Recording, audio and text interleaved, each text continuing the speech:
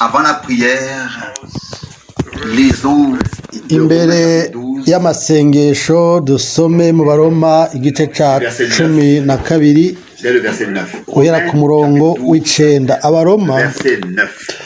12 guhera ku murongo w'icenda. Que l'amour soit sincère, sans hypocrisie. Ayez le mal en horreur. Attachez-vous fortement au bien. Dans l'amour fraternel, les uns pour les Urukundo autres, rwanyu un goye cœur kuba uruheyiheyi, disponible et mwanke serviable, ikibi, dans l'honneur et le mu respect matane que n'ivyiza. l'un précède Ku l'autre. byo gukundana bene data, mukundane gose. Ku vy'icubahiro, umuntu wese ashira imbere mugenzi we.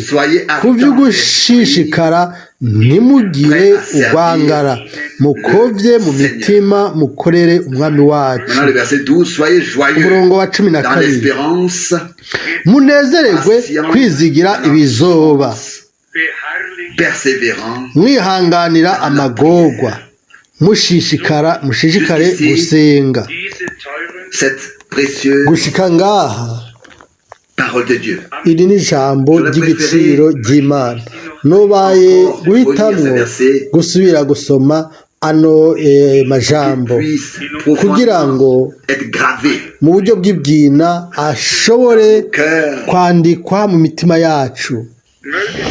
que l'Esprit de Dieu Muhemu w'Imana aujourd'hui cet après-midi uno puisse le munsi faire, kuno muhingamo ashobore kubikora, puisse graver ces paroles ashobore de lecture dans nos kwandika cœurs et qu'elles deviennent kwano majambo mu mitima yacu abe igifadika dans ta vie et dans ma vie. mu buzima bwawe no mu buzima Opéré par l'Esprit bwanje, de Dieu, que ce ne soit pas bikogwe na seulement muhemu yera, ntabe gusa amajambo et pas seulement cette parole, mais ariko que chaque parole iri jambo saya yonyene, ijambo ryose ryo mu vyanditswe ibe intahe ifise ubuzima mu bugingo bwawe no mu buzima bwanje. que nous puissions être une lettre lue, Dushobore kuba ivyete bisomeka, ivyete bisomeka bisomwa n'abantu bose. que l'amour soit sincère, sans hypocrisie. Urukundo rwanyu goye kuba uruheyiheyi, mwanke ibibi, mu matane n'ivyiza, Fortement au bien. mu matane n'ivyiza. Dans l'amour fraternel les uns pour les autres, Ku vyo gukundana bene data, ayez un cœur mukundane gose, disponible et serviable. mukundane gose. Honneur Ku et vy'icubahiro, respect que l'un. umuntu wese ashira imbere mugenzi we. Ne vous découragez pas Ku vyo gushishikara, ntimugire urwangara, où le zèle est nécessaire. Soyez mukovye mu mitima, mukorera umwami wacu. prêt à servir le Seigneur. Amen.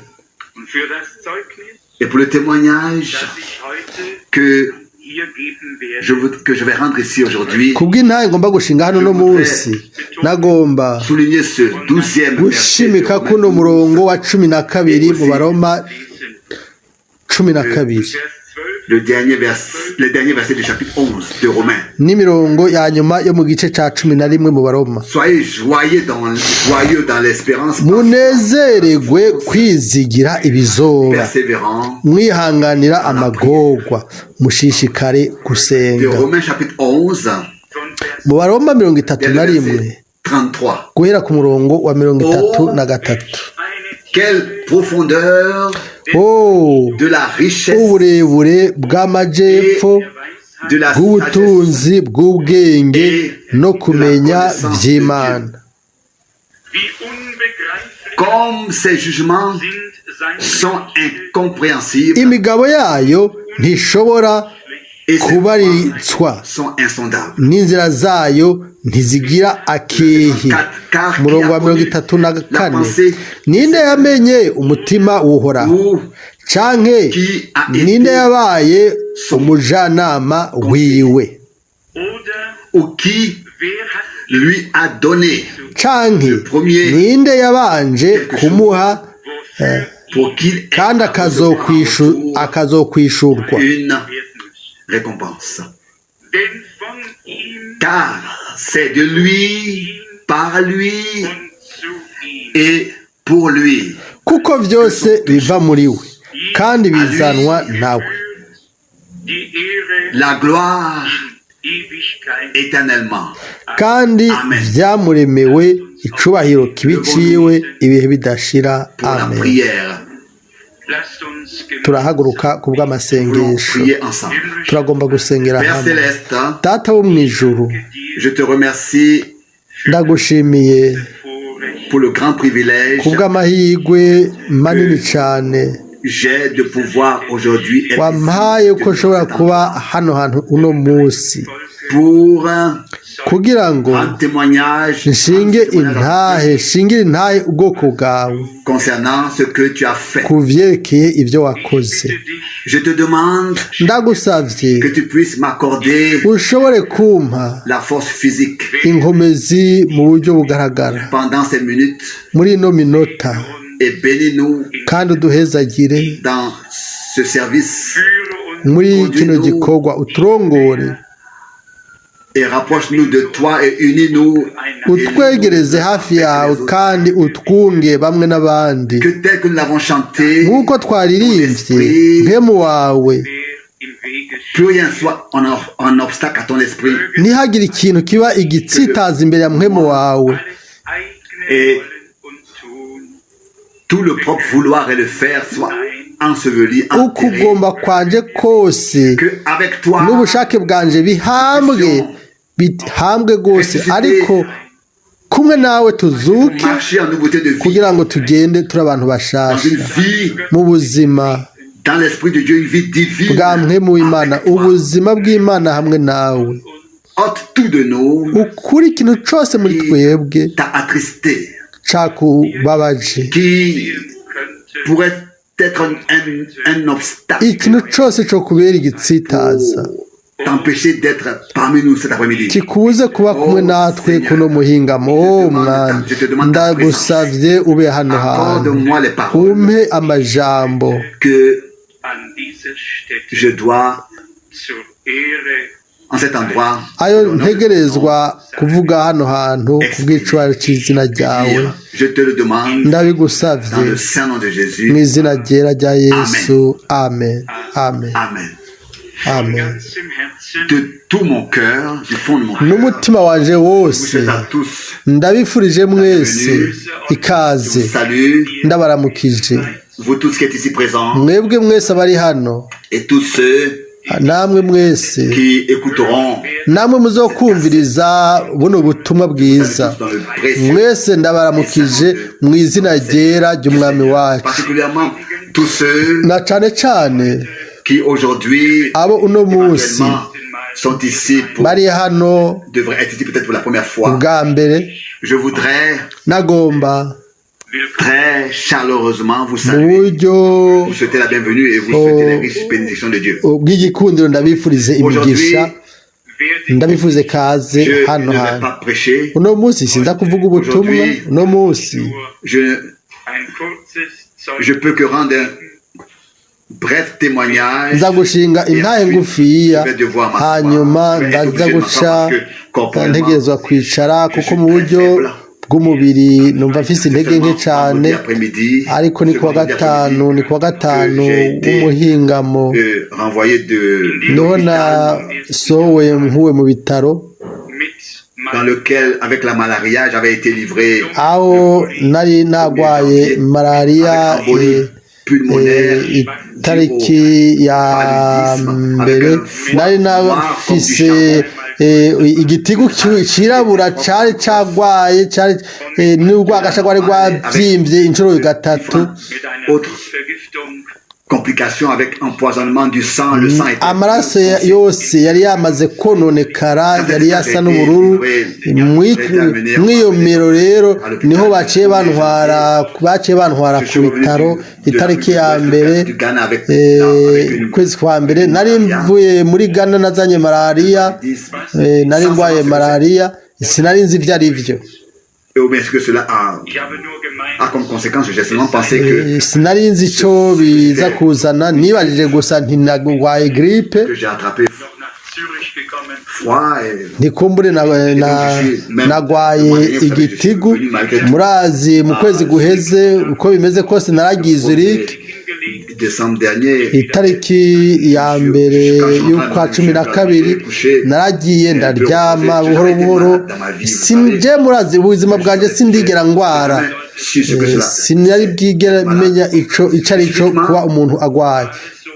C'était arrivé à ce point que j'avais plus de 40 candashika ahantu rero nagize ibipimo 40 birashika kuri 41 mwene data carambwira ati uteza kuja kwa muganga ishitse hariya numvise ingene abaganga bavugana bavuga bati byamaze kurenga umwaka abwira uwundi test du sang apporté et les matériaux, transfusion sanguine, etc. ibipimo by'amaraso nibabikore bamuzanire amaraso bamutere naravyumva gusa ariko mu mutima wanje narumva yuko nagomba kwemera ko bantera amaraso nimba Imana igomba kunzigamira ubuzima mu buryo bwayo mu buryo bwayo nyene atari mu buryo bw'umuntu ndizera yuko umuntu ashobora guterwa amaraso ariko jewe sinizera yuko jewe ngomba kwakira ko bantera amaraso. À chacun de décider. Ibyo umuntu ku ruhande rwe bagomba gufata ingingo ariko bene data babiri bo mu mubiri baciye baguma ku bitaro baca bagomba kuguma iruhande yanje. Si je veux rentrer dans les détails ngombye kwinjira mu idonido de ces 3 ou 4 jours yo mu minsi 3 canke 4 aho nashizwe mu bitaro byoshika kure cyane. La première nuit ijoro rya mbere mwene data Rusi niwe yaraye ataryamye abana nanje uwo mwene data Rusi turi kumwe haraheze imyaka 30 dufatanije mu buryo bw'ibwina dukorera mu bwami bw'Imana aza kubabwira mu kanya kaza. Ijoro rya kabiri ni mwene data Schmidt yarayicaye hanyuma mu ijoro rya gatatu ni mwene data Helmut mu ijoro rya kane ni mwene data tuvukana mu buryo bw'umubiri Arti. Nagomba kuvuga ko mu iyo minsi mu masaha y'urupfu ndagomba kubabwira nabonye urupfu ahubwo narajabutse Yorodani narayijabutse muraza kumva mbega ubuntu Imana yangiriye kubw'ivyo byose. Après le premier examen, après que tout ait été constaté, inyuma yuko ibintu byose bamaze kubibona amahigwe yose yari yaragiye mwene data yinjira mu cumba aho nari njyamye jenyene mu bitaro numva y'amajambo yaravuga Yesu Kristo ati ntiyatsinze gusa igorogota Yesu Kristo yaratsinze no ngaha muri kino cumba cyo mu bitaro. Nta kindi kintu gishobora gushoboka jewe sinashobora kuvuga ariko narumvise ivyo yavuze maze baca barampima igipimo ca kabiri numva umuntu ariko arapfa iruhande yanje. Ivyo rero bisaba ko uwo baba waravyiyumviye wumva umunyabyaha ariko arapfa. Ivyo birakwinjira gushika nibwina ivyo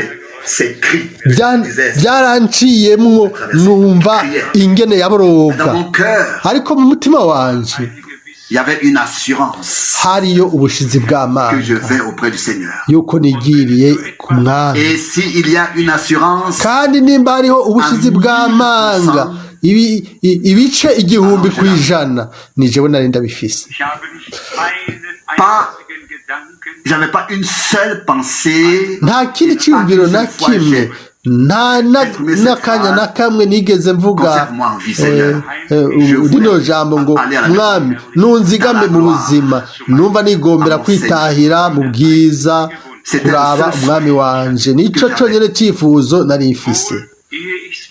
C'est vrai, avant que je l'oublie, nivyo imbere yuko nta nibagira nagomba kuvuga pas un seul moment nta gahe na kamwe j'avais des douleurs, pas un nigeze seul numva mbabaye, moment, pas un seul.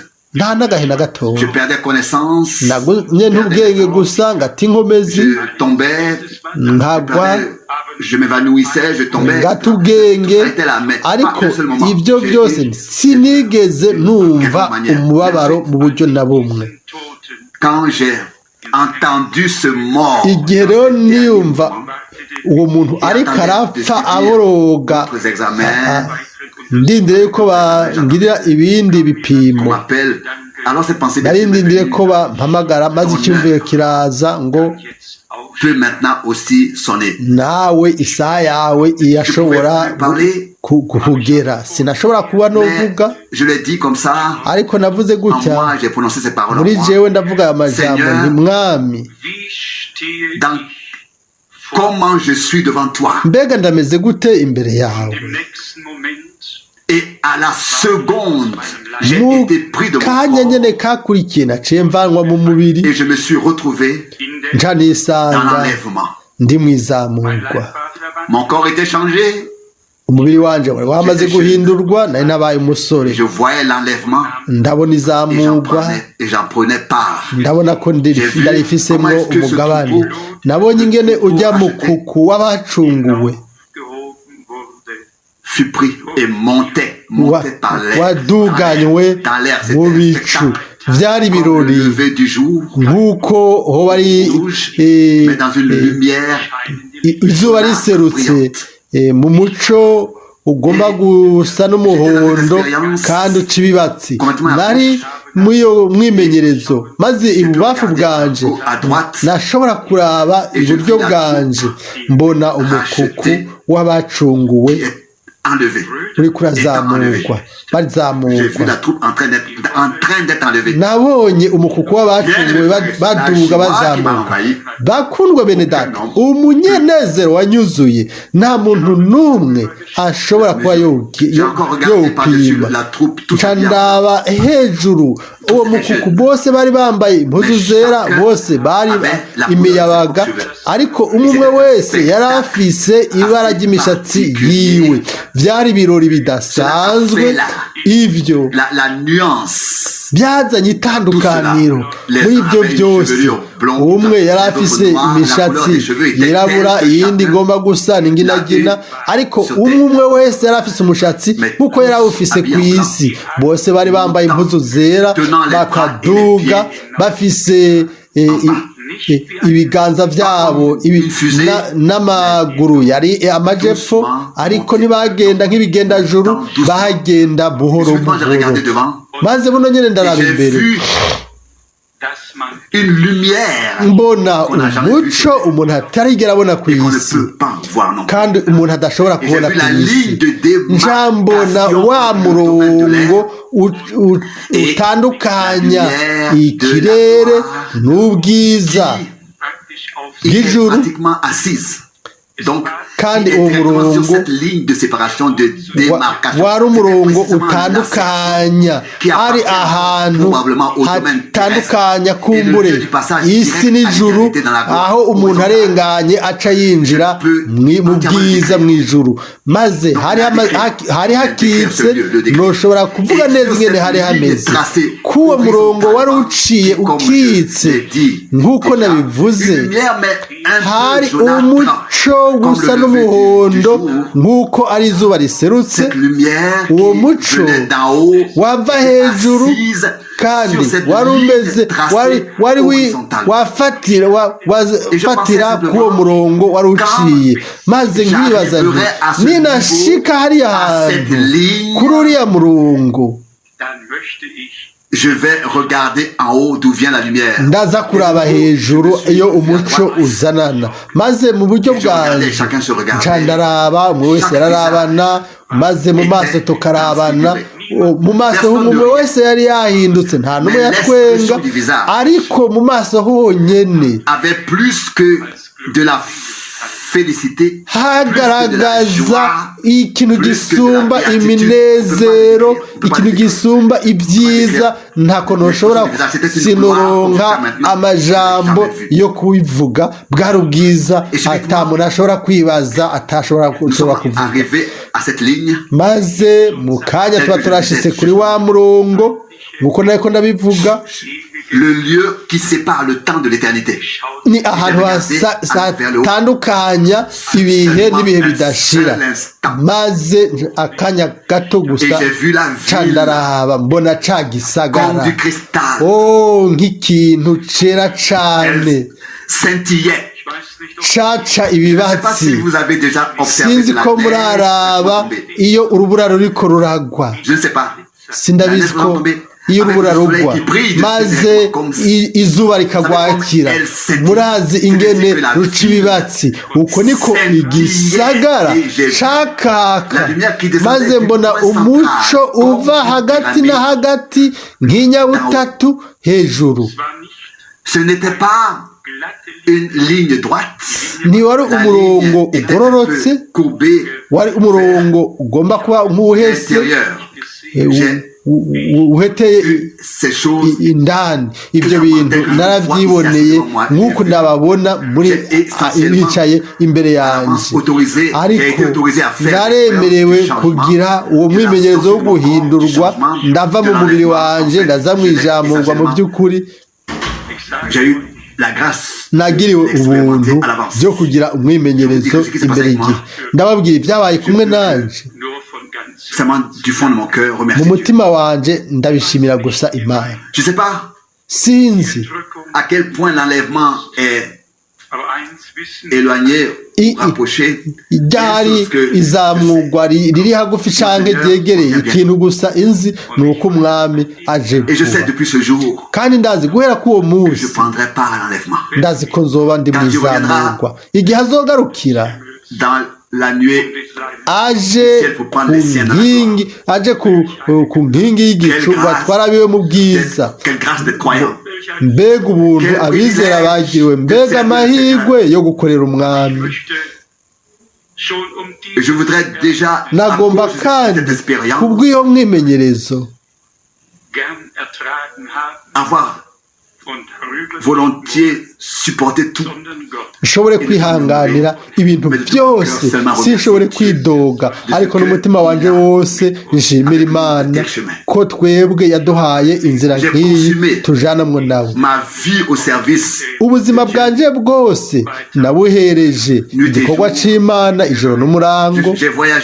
Nakoze ingendo, nta gihe na kimwe nigeze nkora ikintu ciwanje muri imyaka 16 iheze, haba mu bintu bigaragara. Nta gihe na kimwe nakoze ivyanje.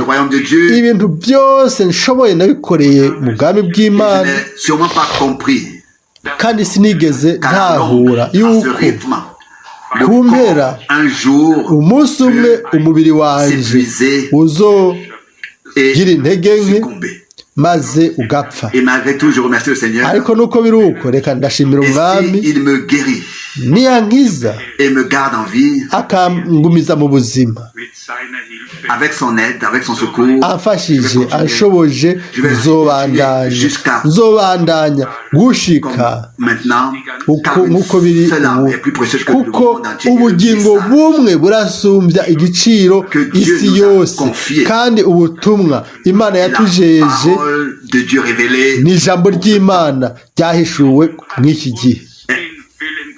Ce message nous révèle la volonté de Dieu. Ubu butumwa buduhishurira ukugomba kw'Imana, si insobanuro z'umuntu,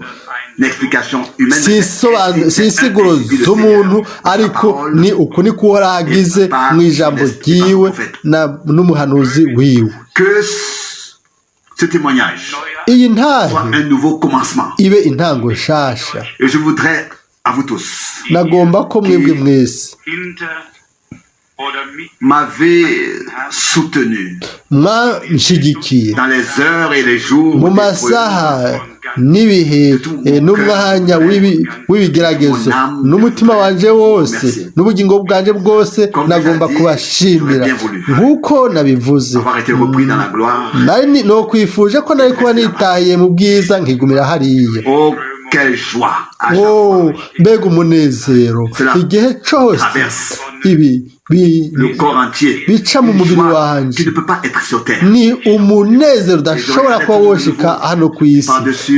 Naca nsubira kandi nkaraba hejuru, nkaraba umukuku w'abanesheje nkaryoherwa, abazamuwe cyangwa abazozamurwa, umwe wese yari afise mu maso yiwe hamaze guhindurwa hakambika ubwiza.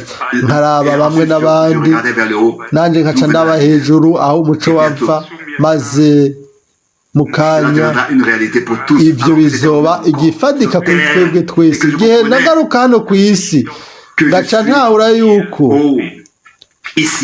nagarutse ngaha nararize n'umubabaro mwinshi, ariko amosozi yatemba iburyo n'ibumoso, yarashushe narabyumva. Ariko iyo numva igihe bene data bariko barondera mu nyonga h'Imana, bagasenga, bagahamagara mu kwitelefone mu Busuwisi no mu bihugu byinshi, maze n'amakete que cela, la participation était là de chacun. Umwe wese yakora ikintu ashoboye, exprimé au pas de tous ceux qui l'ont. Yaba uwavuze canke wamenye ibyanshikiye, nagomba ko mwese hano ndabashimira n'umutima wanje wose, n'umutima wanje wose. Et je pense que je le dis comme kandi ndizera ko ndabivuga nk'uko muvyiyumvira. Dieu nous a que Dieu puisse nous accorder encore un temps. Mfise bino byizigiro ngo Imana itwongere umwanya wo kwitegura, iduhe umugisha kubw'ubwiza bwayo, ushikaho umugeni aba nk'uko umukwe ashobora kuza kugira ngo amutware n'umunezero imuhira. Umugeni atagira agasembwa, atagira iminkanyari, umugeni parfaitement lié dans l'amour divin de Dieu. Afatanye mu rukundo rw'Imana, yogejwe n'amaraso y'umwagazi, et les vêtements n'impuzu sont blancs, plus blancs que la neige. Zera gusumba sheregi. Bakundwa bene data n'abashiki banje, C'est seulement vendredi narabivuze kuwa gatanu yuko navuye mu bitaro, et tout le temps je suis resté igihe cyose nagumye niryamiye ku gitanda, ndacafise intege nke. Ubu rero ntegerezwa kwicara, ariko ndabashimira yuko mwanyihanganiye namwe gutyo. Nk'uko ndi hano uno munsi, nagomba mu buryo bwose mbe hano, kuko umutima wanje wose ndabakunda. Ibi ndashobora kubivuga n'imbere y'inyonga z'Imana. Mu gihe mwene data Rusiya yumva ko ngomba kuza, yaravuze ati sindakureka wenyene, ndaguherekeza, ndazanana nawe. Mu mwanya w'imibabaro yanje nize kwiga kuri bene data. Ndashimira Imana ku bw'ivyo.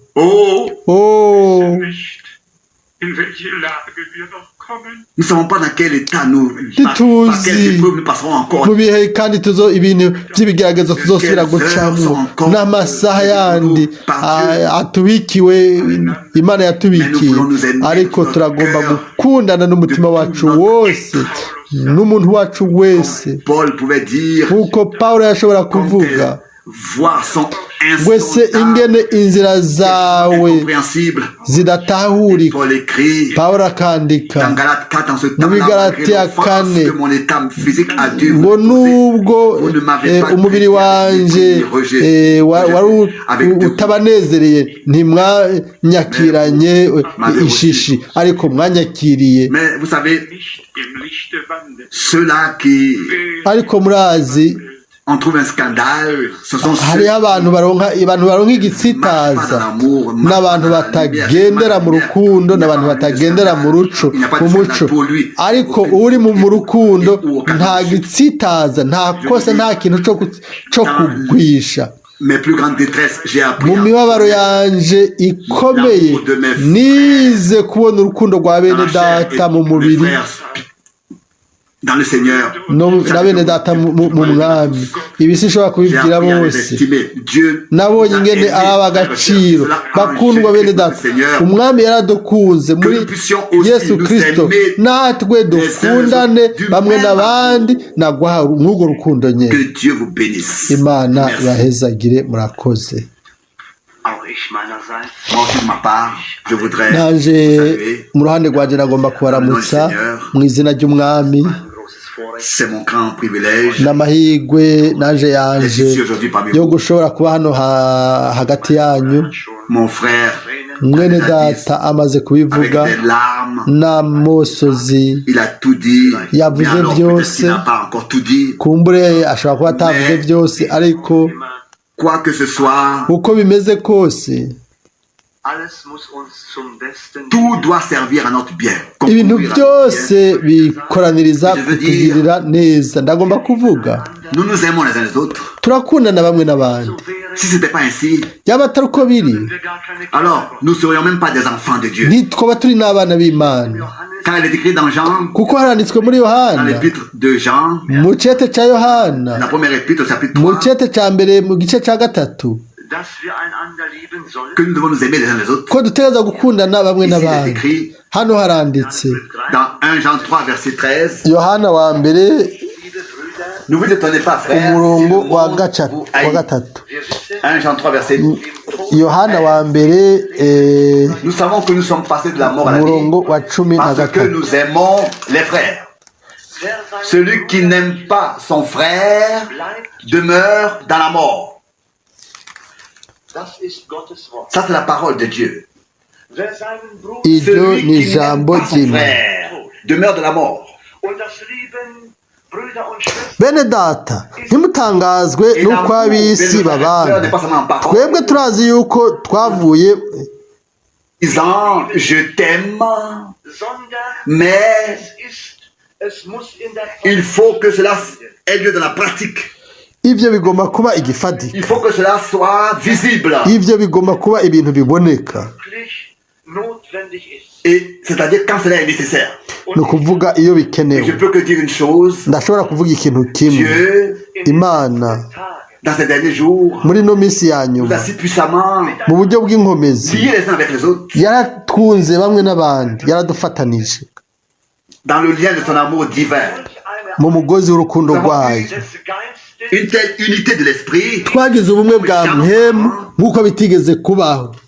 Je ne peux pas le comprendre. Sinshobora kubitahura. Je ne peux pas me l'expliquer pourquoi. Sinshobora kumva igituma. Kumbure na wewe ntushobora kubisobanura. Ariko Imana ntigera ikora ikosa. Il reste toujours le même. Ni yayindi jusqu'à la fin. kandi izokwama ari yayindi. Et nous sommes obligés de nous aimer. Twebwe turategetswe gukundana ni itegeko. Umwami wegera ubwo yabwiye abigishwa mu gihe yagomba kugenda ngo nimukundane nk'uko nabakunze. Aravuga ati niho isi ab'isi bazomenya yuko muri abigishwa banje bukuri. Mbega yabivuze? Amen. Murazi ce n'est pas seulement que nous fassions des paroles, je le répète encore une fois. Ndabivuze ibindi rimwe birakwiye yuko ibintu bigeraho urukundo rw'Imana rukora mu buryo bw'inkomezi mu mutima wacu nk'uko byari mu mwami wacu. We yatanze ubugingo bwiwe kuri bose, kuri bene data na kuri twebwe natwe. Ni mbere y'uko tubaho yaradukunze ku buryo yatanze ubugingo bwiwe ku bwacu. Imbere y'uko tuvuka birakwiye rero ko natwe muri no minsi nimba hariho mwene data ariko araca mu bibazo cyangwa mushiki wacu ariko araca mu ngorane cyangwa umwana w'Imana, nous puissions nous occuper dushobore kwitwararika de la situation à succomber, à ressentir, dushobore kumva comme la Bible dit, nk'uko bibivuga ngo nimba hari urugingo rubabaye qu'est-ce qu'ils font? izindi ngingo zose zikora Tous les iki membres souffrent. izindi ngingo zose Ça, zirababara c'est ainsi. zibabarana nabo uko niko bimeze bene data na bashiki banje no muri no minsi Cela a été ainsi manifesté. ibi byaragaragaye ndashobora kubabwira J'ai souffert avec mon frère. mbabaranye na mwene data kumwe Si nawe j'avais pu, yaba narabishobora j'aurais fait plus. nari gushobora kubabara ugusumba Si seulement je pouvais guérir. yaba nashobora Cela n'est pas gukiza en mon pouvoir. ariko ubwo si ububasha bwanje Cela est laissé au Seigneur. ariko ivyo ni Mais je ne ivy'umwami sais pas ariko sinzi pourquoi est-ce que les choses sont arrivées ainsi. Mais kubera ko Dieu, ibintu byashitse uko ariko le imana Dieu qui sait tout. izi ibintu byose irazi C'est cette igituma raison que nous ne voulons nicyo pas gituma murmurer, tutagomba nous ne kwidoga voulons plus nous plaindre, kandi tugomba mais nous kwidodomba voulons ariko venir devant lui, turagomba devant kuza sa imbere face, yiwe mu nyonga hiwe et entièrement maze mettre mu notre confiance buryo sur lui, en lui. bwiharije tumwihebere uko niko kwizera kwacu Quoi qu'arrive, uko byogenda kose que des épreuves nous arrivent, ibigeragezo bishake bishike haze ingorane igihe cyose turaba ku mwami tuzokwama turaba ku mwami turazi yuko ashoboye de faire passer son peuple par yo toutes ces choses. Il a toujours fait. gucisha ubwoko bwawe bwayo mu bintu nk'ibyo ariko bene data icyo dutegerezwa gukora C'est de mettre la parole en pratique. ni uko ijambo ry'imana turishyira mu bikorwa tugume mu ijambo ryayo tugabe ku cyo atubwira turabona yuko yaduhaye ijambo ryiwe Et si Paul, par exemple, hano dit pawulo dans aravuga 2 Pierre, muri petero wa au kabiri chapitre 3, mu gice cya il gatatu dit ici, aravuga hano verset 1, voici maintenant la deuxième lettre, bien-aimée, ngo ehe bakundwa iki ni cyete cya kabiri ndabandikiye muri kimwe cyangwa n'ikindi ndagomba gukangura muri mwebwe mwemu agororotse kugira ngo ndabibutse ndabagabisha kugira ngo mwibuke amajambo y'umwami muyagumemwo ayo abahanuzi bera n'amabwirizwa y'umwami wacu ayo mwabwiwe n'intumwa ibyo ni ikintu ni ibyo intumwa petero yabonye ko bikenewe ngo abivuge abibwira bera abwire abo bene data n'abashiki biwe igihe kera yagombye kubagabisha kandi ndizera ko nicyo kimwe no muri ino misi yacu itegeko ry'umwami ijambo ry'imana ni ryo rifise igiciro uno munsi twubatswe ku ntumwa n'abahanuzi kandi yesu kirisito niwe buye rigumya imfuruka ndiyumvira yuko dukora neza kuba tugaba ku ijambo ry'abahanuzi kandi tukibuka tukaguma mu byo bavuze mbega ni igiki kizoshika mu minsi ya nyuma nitwibuka ibyo intumwa n'abahanuzi bose bavuze ku byerekeye iminsi ya nyuma bene data n'abashiki banje tugomba kwibuka ko ibyo bintu ndizera yuko tutazogomba gutangara yuko tuzoca mu bibazo byinshi ibintu byinshi bikazodushikira kumbure mu buzima bwawe no mu buzima bwanje aho tuzobana ko tutamerewe neza cyangwa tutazokwibaza tuti mbega ni kubera ko ibintu byose binshikira ko nakoreye imana yanjye ku buzima bwanjye bwose nabuhebeye imana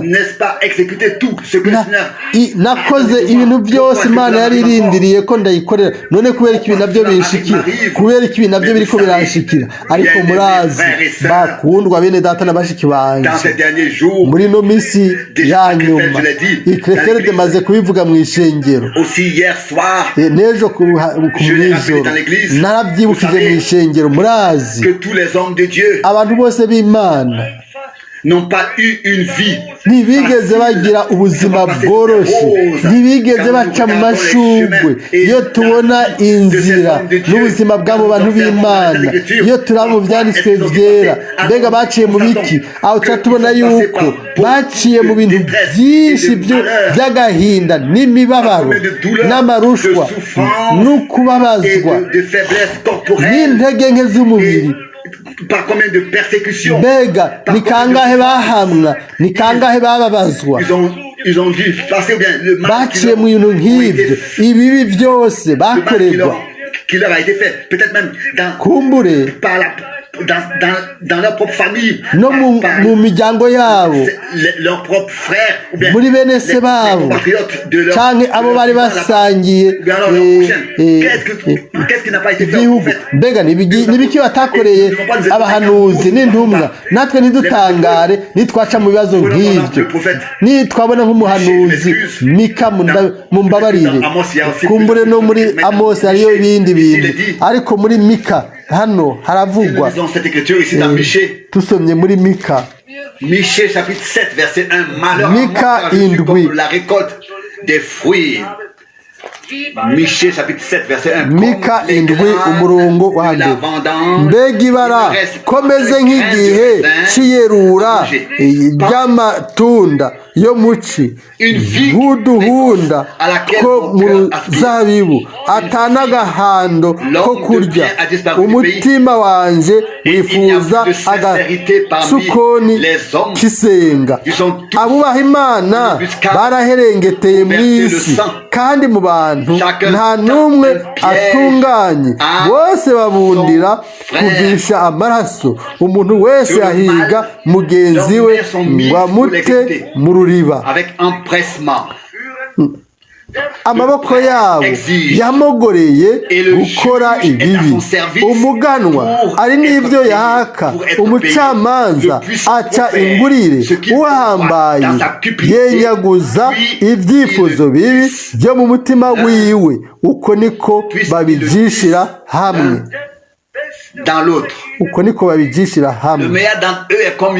Urusha abandi kumera neza ameze nk'umukere, kandi ubaye urusha abandi kugororoka n'insobane kurusha uruzitiro rw'amahwa.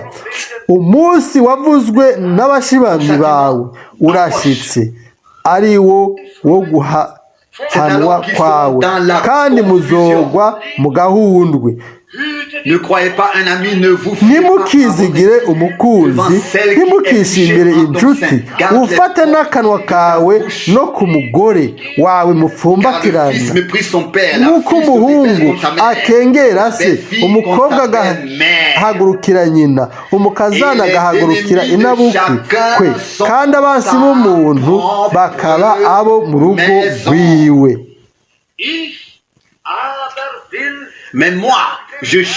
Ariko jeho nzohanga amaso Uhoraho, nzokwitega Imana y'agakiza kanje. Imana yanje izonyumvira. Gushika ngaho aya majambo y'Imana nariko ndavuga mu kanya, nta kintu na kimwe turindiriye ciza,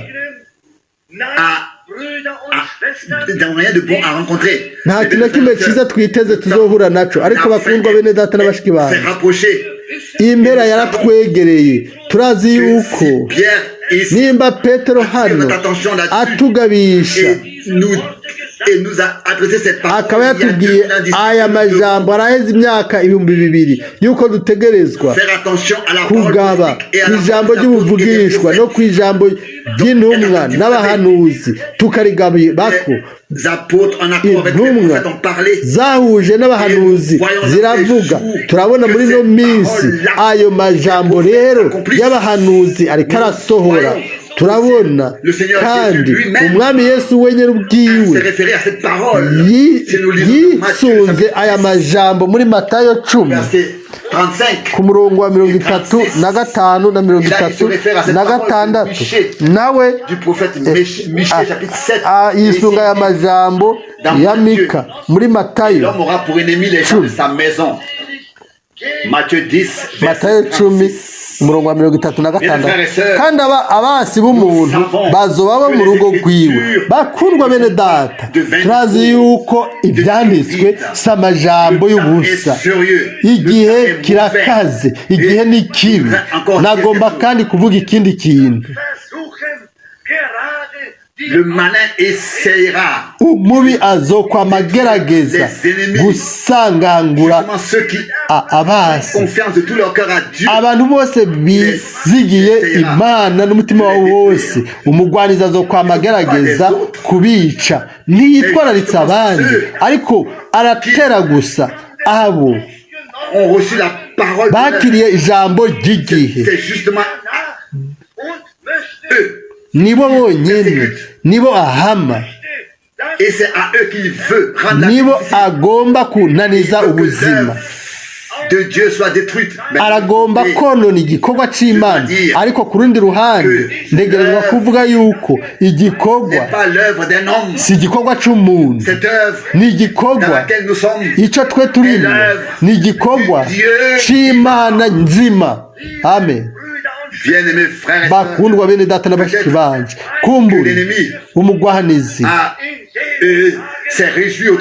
yararyohewe kera mu gihe babamba umwami. Kumbure yashoboye kuvuga ati ubu rero turahezanyije nawe, ati ubu ndamwikuyeho. Ariko ni aho nyene igikorwa cyaciye gitangura, aho nyene niho cyagomba kubandanya, maze intsinzi kiragaragara. Kandi nagomba kuvuga kumbure muri iyo minsi umugwanizi yararyohewe, amaze kwibaza ngo nima intumwa nina kubita umwungere, maze yavuga ati ninamwica byose bizoca bigenda neza. Bakundwa bene data na bashiki banje, turazi ikintu kimwe, nuko Imana ifise ibintu byose mu biganza vyayo, kandi abikora nk'uko agomba. Ntabikora nk'uko je ngomba, ntabikora nk'uko ugomba, ariko nk'uko Imana ibigomba. Kandi Imana iravyemera. N'ibintu byiza cyane yuko Imana mu by'ukuri ifise igikorwa cayo mu biganza vyayo, natwe tugashobora gusa kuyizigira. Amen. Mu by'ukuri murazi ikintu cyonyine cyiza nuko umugwanizi atakintu na kimwe ashobora gukora kiretse abironkeye uruhusha. Hano muri Mika 5 ngo ntunizigire n'umugore mubumbatirana, ugumane akanwa kawe.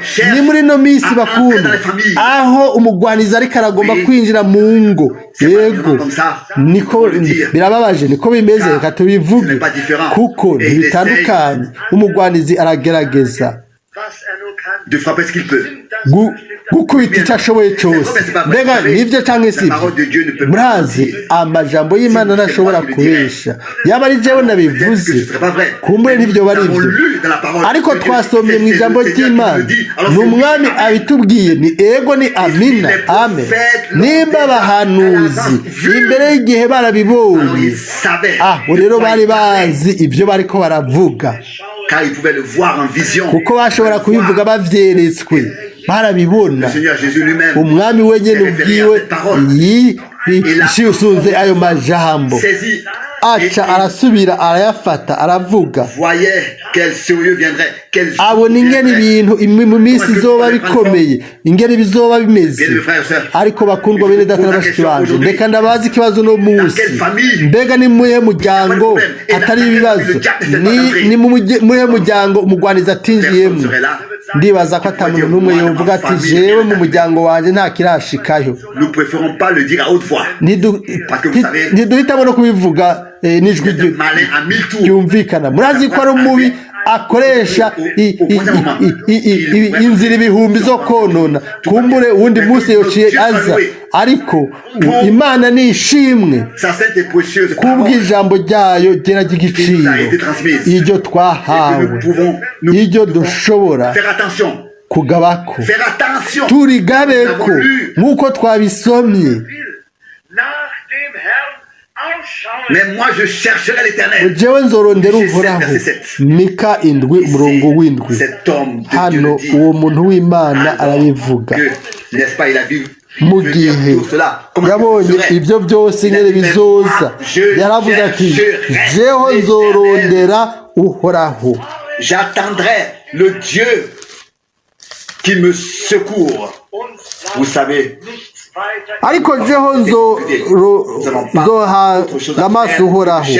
Iyo uri mu bibazo nta n'ikindi ufise ni ukurondera uhoraho ukarindira icyo agukorera maze ukubakira kuri we no ku ijambo ryiwe, kuko turazi yuko ijambo ryiwe rirahamye mu ijuru. Mbega turabyizera ibyo byanditswe ngo rirahamye mu ijuru.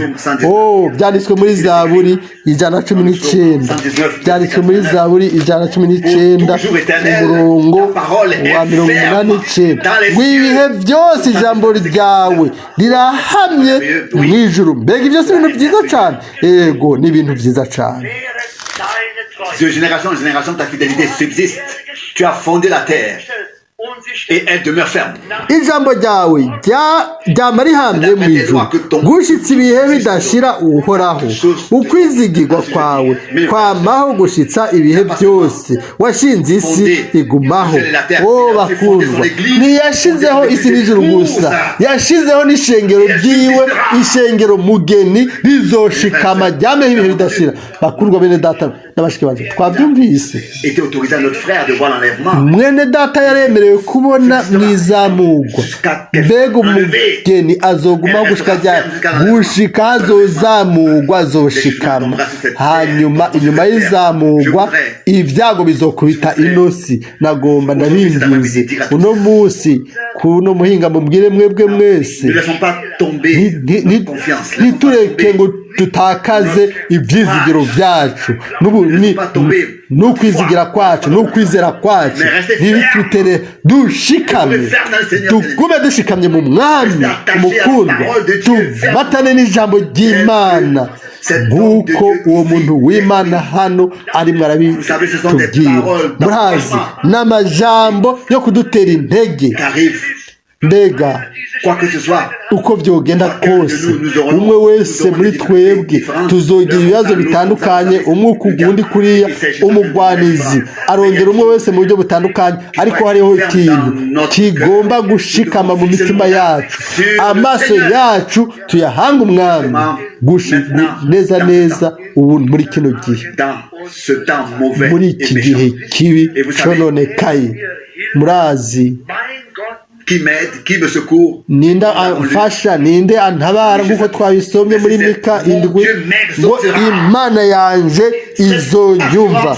Ubwo bushizi bw'amanga bugomba kuba mu buzima bwawe n'ubuzima bwanje, bugomba kuvuga ngo Imana yanje izonyumva. Murazi ndagomba kubabwira iki, yaratumaze kudutabara kandi azobandanya kudutabara. Nta kundi bigomba kugenda, twebwe dutegerezwa. Mbega ni gute tutabara? Yamaze kutwumva ngo mu gihe cy'ukwemererwamwo naragutabaye. Ni murabi. Mbega ukwirugwa mwene data yahawe. Kumbure abantu barabyimbe ngo we yazamugwa iki cyangwa iki. Ibyo abantu basuzugura n'ibyo Imana izozamura, arabizigama ku bwiwe, ni ishamvu ryiwe. urashobora kubona amakosa menshi y'abandi, ntubone amakosa yawe. Abantu kavuga ngo baguhemukiye, we ntubone ibintu by'iwawe bibi. ntihagire umuntu asuzugura uwundi. Bibiliya ivuga ngo mbega wewe kubona akazi ko mu ijisho rya mugenzi yawe, ntubone ikigiga kiri mu ijisho ryawe. Niko bimeze kenshi. Bakundwa bene data na bashiki bawe, ndagomba kubabwira tugomba kuraba kuri ibyo bintu muri kino gihe cyangwa muri ano masaha, ariko turagomba kuraba ku mwami. Murazi twese twarakoze amakosa mu buzima bwacu kandi tuzobandanya dukore n'ayandi.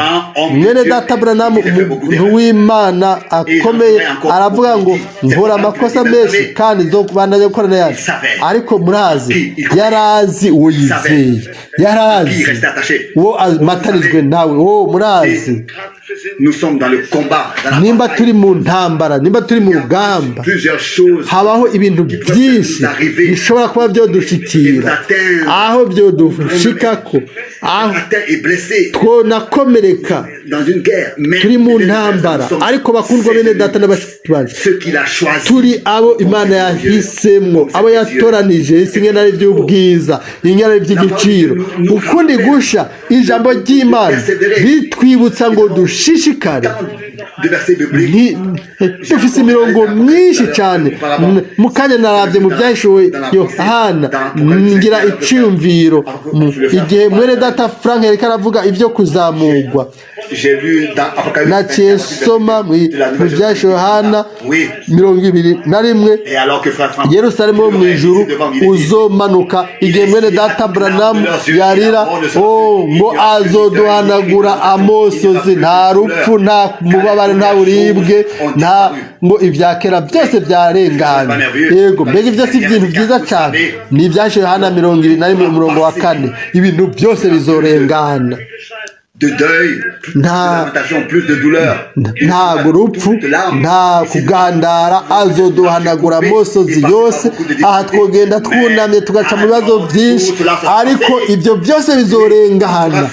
Ego, ibyo byose bizoherengetera, hazotangura ibindi bishasha, atari ikintu gishasha. Hano handitswe ngo ku murongo wa 5, toutes choses nouvelles. Alors tout sera oui, mes frères et sœurs. Ça sera ngize ibintu byose bishasha. Ego, iri ni ijambo ry'Imana.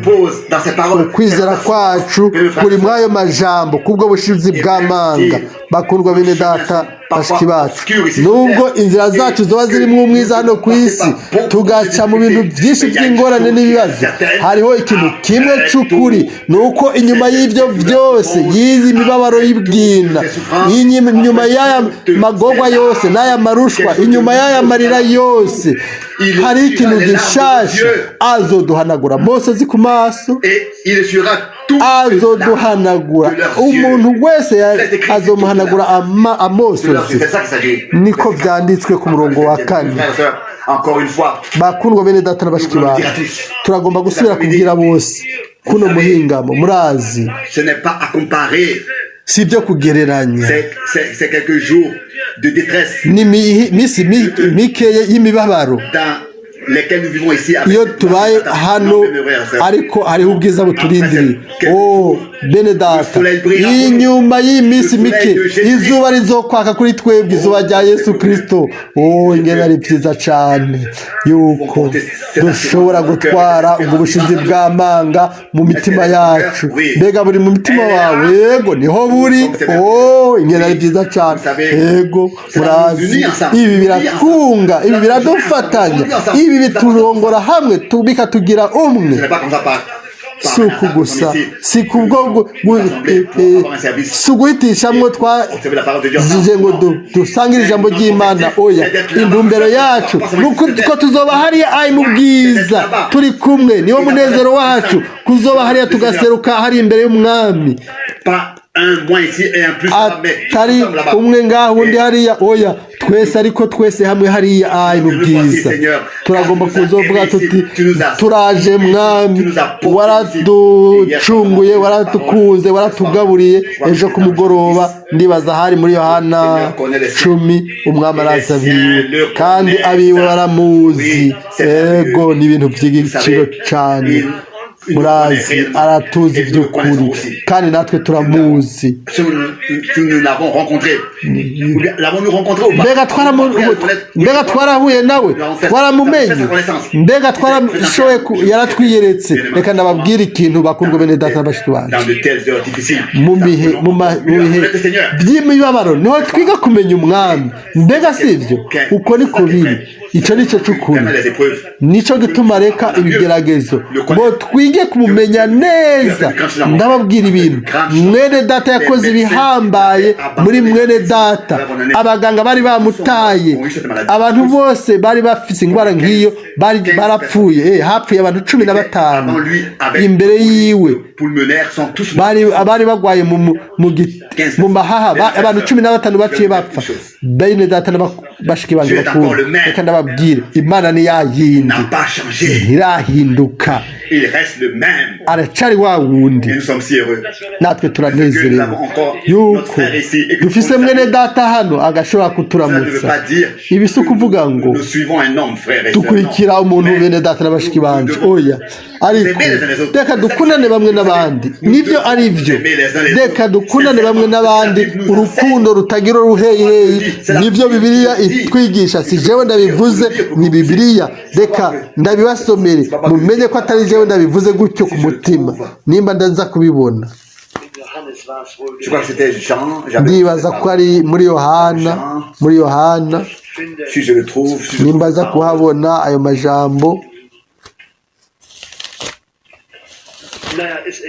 Bon, c'est pas grave, je vais pas le trouver, je vais pas trouver ces paroles maintenant. Sishoboye kuyabona muri kano kanya. Bon, c'est pas grave. Nous sommes obligés. Ariko turategekwa bamwe n'abandi. Jean 13. Ni muri Yohana 13. Yego.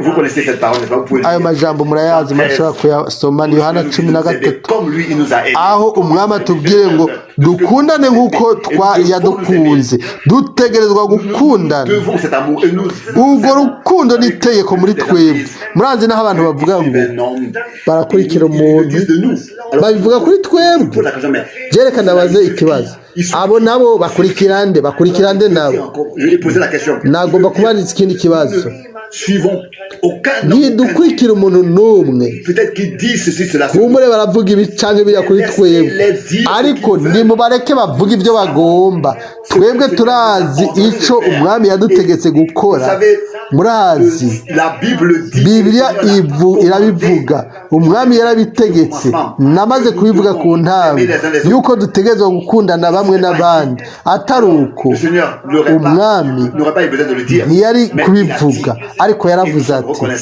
kandi turashima ko ubu dushobora kuba umwe twese tukaba mu bumwe tukaba mu mwemu imwe mu nyongahiwe iyo twateranye murabizi iyo tuba tuzi ibyanditswe neza Yohana nawe mu minsi yiwe yakoze ikintu nk'icyo nyine yavuze ngo icareho ku ntango icyo twumvise icyo twabonye n'amaso yacu icyo twaravye icyo intoke zacu zikorakora ni ijambo w'ubugingo kandi ubugingo bwaragaragaye kandi twarabwiboneye turabishingira intahe tangariza ubugingo budashira bwahoranye na data ubwo twahishuriwe ubwagaragaye ibyo twababonye iyo twumvise turabibatangariza namwe kugira ngo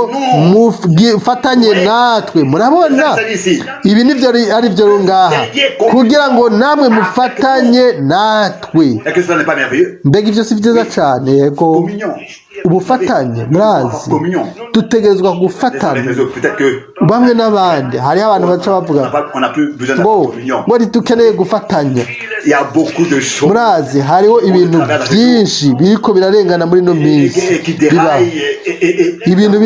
hariho ibintu biriko biraba umwe aragomba kuronka ibi uwo agomba biriya oya tugomba kuguma tumatanye n'ijambo ry'umwami wacu Yesu Kristo murazi yarategetse yuko dutegerezwa gufatanya bamwe n'abandi byabaye itegeko kandi uko gufatanya si bamwe n'abandi gusa ariko nk'uko byanditswe hano arabivuga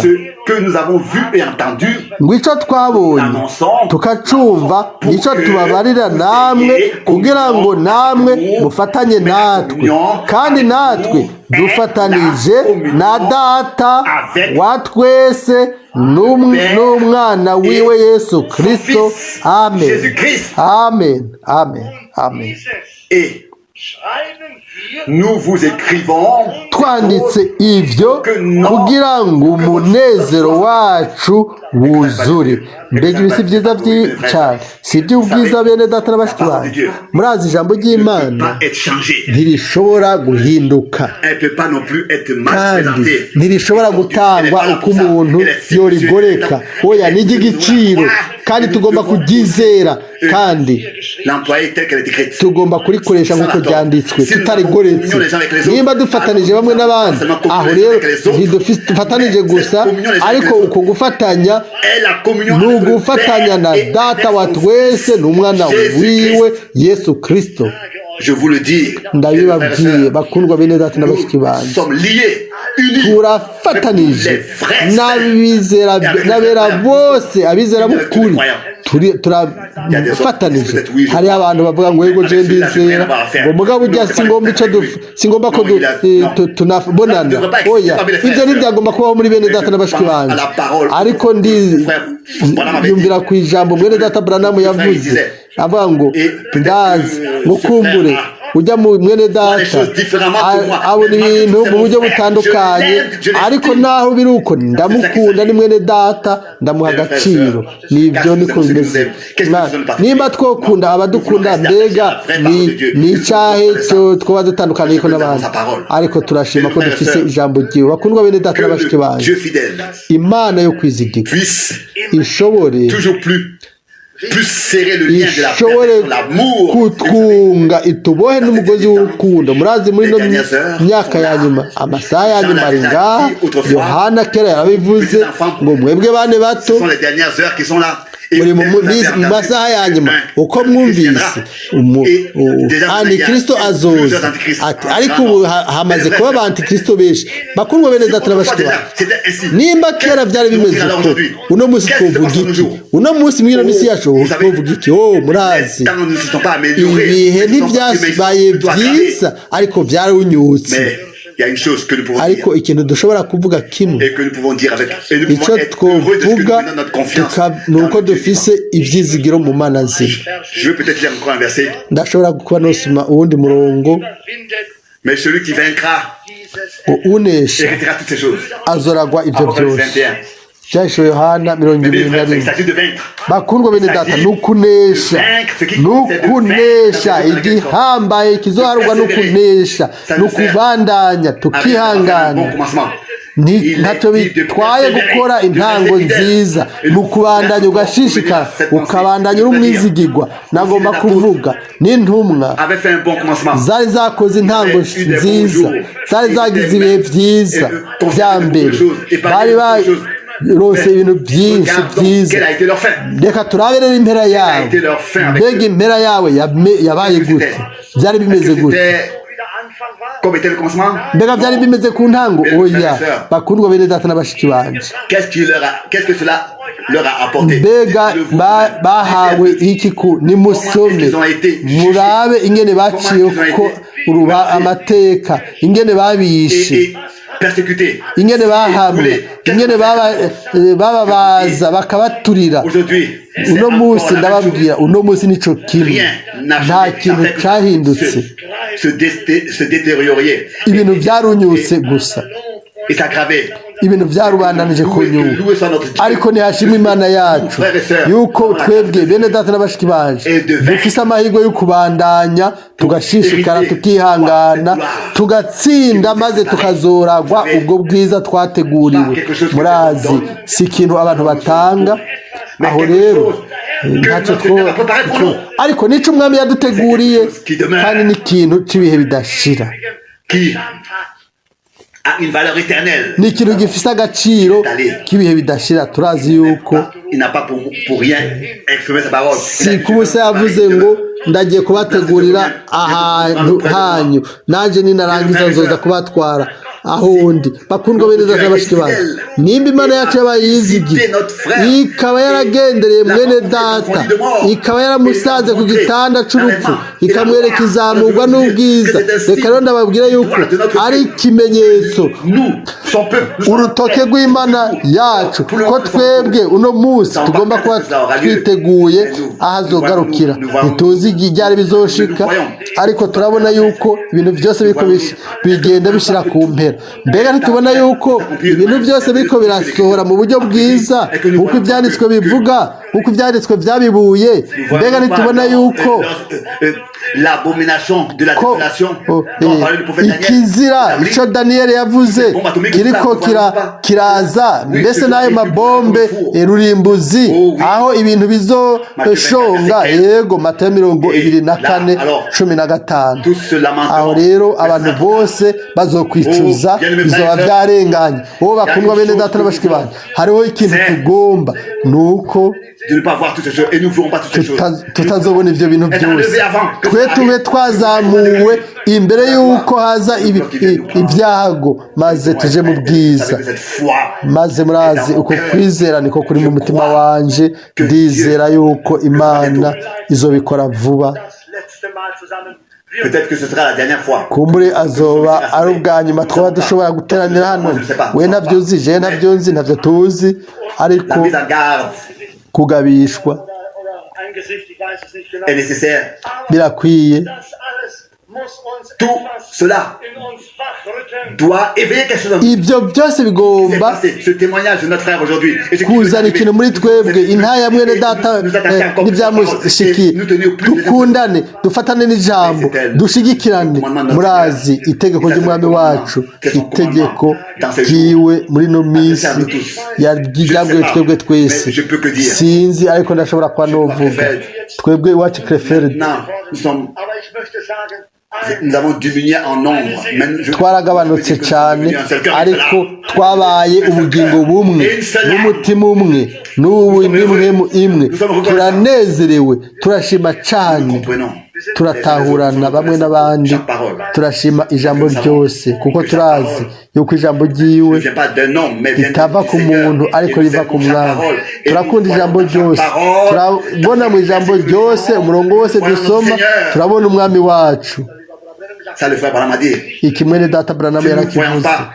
Le Seigneur dans ce que nous lisons, nous devons nidutabona umwami mu byo turiko turasoma, dusubiremo gushikaho tubona umwami, tuvuge tuti mwami sobanurira kugira ngo ushobore ndakubone muri no murongo. Aleluya.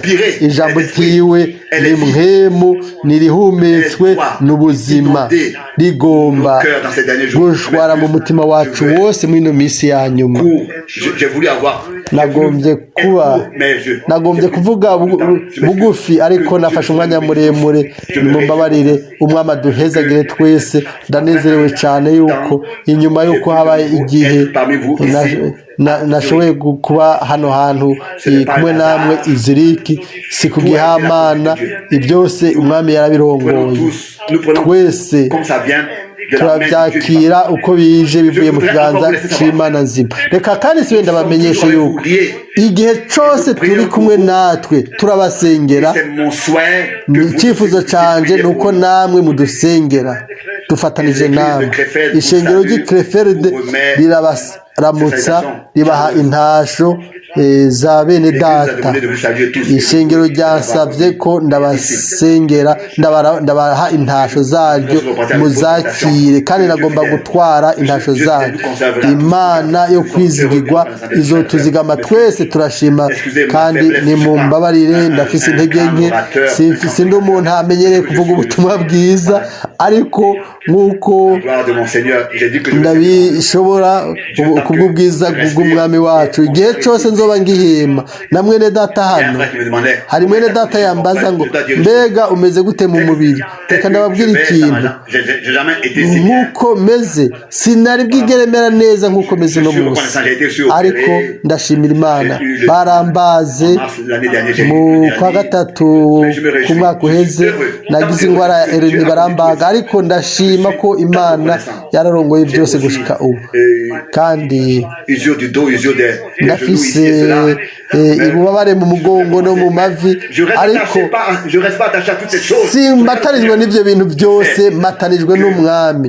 ndazi yuko umubiri azowuhindura n'umubiri wawe azowuhindura nubwo twosaza niwizera ibyo izina ryewe nirishimwe murazi ni Imana nziza cyane arabona intege nke zacu arabona ibibazo byacu ariko araba no mu mitima yacu akaraba ingene imeze nta kintu na kimwe tuba twomurega ntitwomubaza nk'uko abandi bavuga ariko turavuga tuti mwami ndizera kuza kunkiza oya twe tugomba kwizera ijambo ryiwe nimba twizera ko atukiza ariko yararejo ariko ari no munsi ariko ibihe bidashira ntiturabe ku ntege nke zacu we ntahinduka ntashobora guhinduka ntahinduka natwe ubwacu ntitwokwihindura ntitwohindura ibyiyumviro byacu maze ngo duhebe ukwizera kwacu nimba hari ikintu kidushikiye turazi yuko twanditswe mu biganza byiwe nta n'umwe ashobora kudukura mu kiganza cyiwe nta n'umwe yodukura mu biganza byiwe mu kiganza cy'umwami ubona twagiriwe bakundwa bene data na bashiki banje reka ndababwire si bose bahawe ubwo buntu oya bene data na bashiki banje ni abo yatoranije gusa nibo bahawe ubwo buntu nihashimwe izina ryiwe ryera turashima turakenguruka ko yaduhezagiye n'ijambo ryiwe ryera ry'igiciro ndizera yuko ukwizera uno munsi kwakuze muri twebwe yego canke oya ndavyizeye igihe cyose dusoma ijambo ryiwe ukwizera kurakura muri twebwe kukaduga mwene data arambara mu minsi iheze ngo nimba tudashobora gukorana aho rero tuzoba turyamye turambaraye ngaho tuzoca dusaza tuzoca tugira intege nke ariko iyo duhuye iyo duterana iyo dukorana duca turonka inkomezi nsha n'ibyizigiro bisha si uko twebwe duhana intege oya n'ijambo ry'Imana niryo riduha ububasha no kwirungwa ijambo ry'Imana riraduha ibyo dukeneye byose niryo ridutabara ayo majambo ni meza nk'uko twabisomye nk'uko byanditswe muri Mika ntidushobora kwihanganira ivyo reka dushimire umwami turabe kuri we tumwizigire nk'uko twabisomye muri Mika indwi Imana yacu yaradutabaye kandi izodutabara azobandanya kubikora izina ryiwe nirishimwe amen amen reka twunamike imitwe kumbure hariho umuntu hano kuno muhingamo uwo umwami yabwiye agomba guha ubugingo bwiwe Imana twese turazi yuko igihe kiriko kiraja ku mpera ibimenyetso by'ibihe birabivuga kandi vuba isaha ya nyuma izovuga isaha ya nyuma inkengeri izovuga uno munsi ni waba wumvise ijwi ryiwe ntukomantaze umutima wawe mbega hari umuntu ari hano mu gihe imitwe yose yunamye amaso yose apfunze imitima yose yuguruye turi imbere y'umwami hariho umuntu hano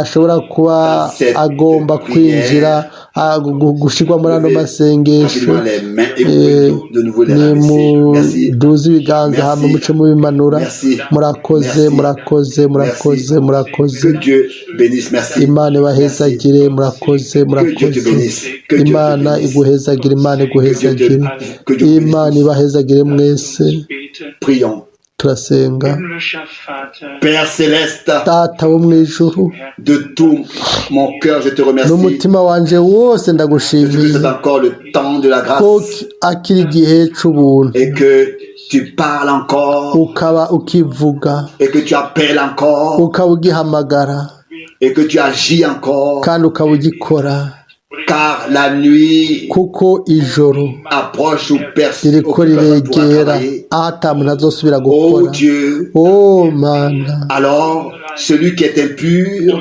ngo restera impur uwanduye azoguma ari uwanduye et celui qui est saint kandi uwera se sanctifiera encore plus. azobandanya kwezwa Fidèle maître, Ce temps mwami est wizigiwe sûrement court devant nous. iki gihe ni kigufi imbere yacu Je te remercie très particulièrement ariko ndagushimira yuko d'accorder assez de force wampaye pour en ce inkomezi jour être ici. kugira ngo uno munsi mbe hano Tu as vu les mains qui se sont levées wabonye ibiganza biri hejuru et les cœurs, oh Dieu. n'imitima Tu mwami sais comme nous le urazi ingene twiyumvira urazi ibyiyumviro Nous voulons te byacu servir turagomba comme nous kugukorera le pouvons nk'uko twabishobora et montrer à beaucoup d'autres le chemin qui tukerekana mène à toi. abandi benshi inzira iza Fais de kuri nous des wewe pécheurs d'hommes, nutugire abarobyi b'abantu des gens qui gagnent des âmes, des abantu hommes baroba ubugingo que tu peux bw'abantu utiliser ushobore gukoresha